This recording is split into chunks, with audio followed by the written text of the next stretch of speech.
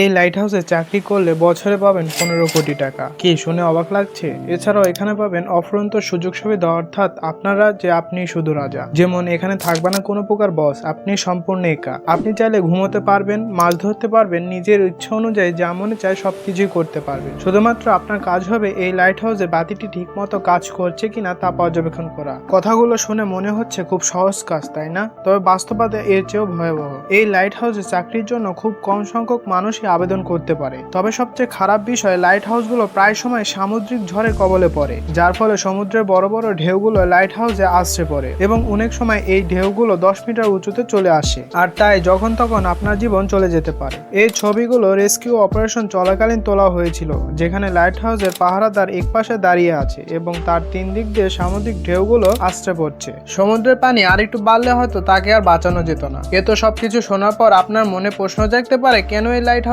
তৈরি করা হয়েছে আর কেন লাইট হাউসের বাতি সবসময় জ্বালিয়ে রাখতে হয়। তাই আর কথা না বাড়িয়ে চলো লাইট হাউসের ইতিহাস সম্পর্কে শুনে আসি। আর হ্যাঁ, চ্যানেলে নতুন হয়ে থাকলে চ্যানেলটি অবশ্যই সাবস্ক্রাইব করে রাখবে।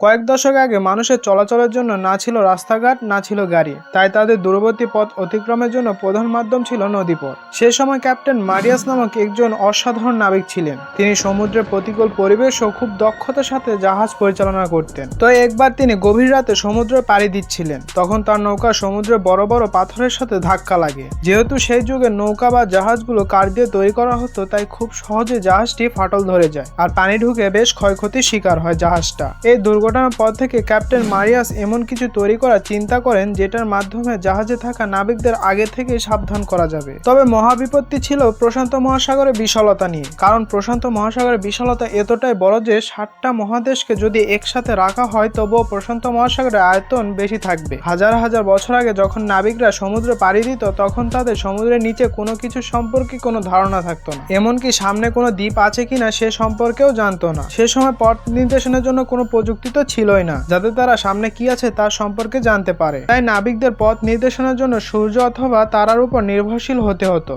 তবে এই নির্দেশনার জন্য তাদেরকে কিছু উটকো ঝামেলাও পড়তে হতো, যেটা ক্যাপ্টেন এলিসের সাথে ঘটেছিল। সেই সময় ক্যাপ্টেন এলিস তার কর্মীদের নিয়ে প্রশান্ত মহাসাগর পাড়ি দিচ্ছিলেন। তবে হঠাৎই পুরো আকাশ কালো মেঘে ছেয়ে যায় এবং আকাশে থাকা তারাগুলো ঢেকে যায় মেঘের নিচে, যেটা তারা অনুসরণ করছিলেন, যার ফলে তারা সেই ঝড়ের রাতে রাস্তা হারিয়ে ফেলেন এবং সকালে তারা নিজেদেরকে প্রশান্ত মহাসাগরের বিশালতার মাঝে খুঁজে পায়। এই সাগরে টিকে থাকার জন্য তাদের কাছে না ছিল পানি, না ছিল খাবার। তারা বিশাল সমুদ্রের মাঝখানে থেকেও পানির অভাবে কাতরাতে থাকে, এমনকি অনেক ক্রু মেম্বারও মারা যায়। এরপর ক্যাপ্টেন অনেক কষ্টে তীরের দেখা পায়। এরপর থেকে শুরু হয় লাইট হাউসের যাত্রা। মিশরের ভূমধ্য সাগরের পাশে ছিল আলেকজান্দ্রিয়া। সে সময় সেখানকার শাসক ছিলেন টলেমি দ্য সেকেন্ড ফিলাডেলফিয়া। কিন্তু এই রাজ্যের সবচেয়ে বড় সমস্যা ছিল তাদের লোকেশন বা অবস্থান। আপনি যদি এই ছবিটি ভালো করে লক্ষ্য করেন তাহলে দেখতে পাবেন এই রাজ্যে প্রবেশের জন্য তাদেরকে এই জায়গা দিয়ে যাতায়াত করতে হতো, আর এই পথে ছিল অনেক পাথরের সমাহার। তাই রাতে যখন ওই পথ দিয়ে জাহাজ প্রবেশ করত, তখন পানির নিচে থাকা পাথরের সাথে ধাক্কা লেগে খুব সহজে জাহাজ ডুবে যেত কিংবা বড় ধরনের ক্ষয়ক্ষতির সম্মুখীন হতো,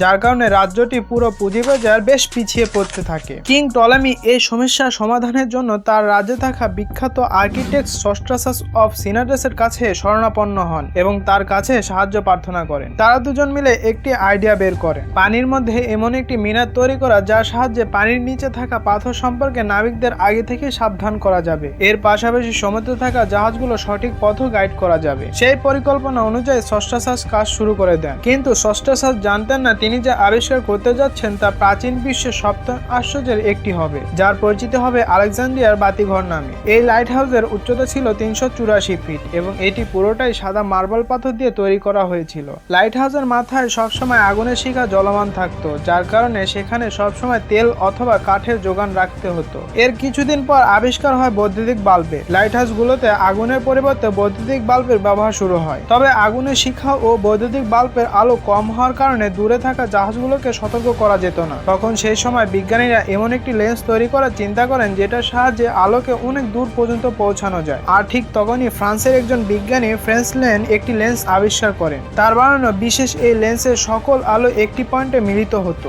যার ফলে আলো খুব সহজে একটা নির্দিষ্ট পয়েন্টে অনেক দূর পাঠানো যেত। আর ঠিক সেজন্যই এখনো সমুদ্রের বুকে জাহাজগুলো নিরাপদে যাতায়াত করতে পারে।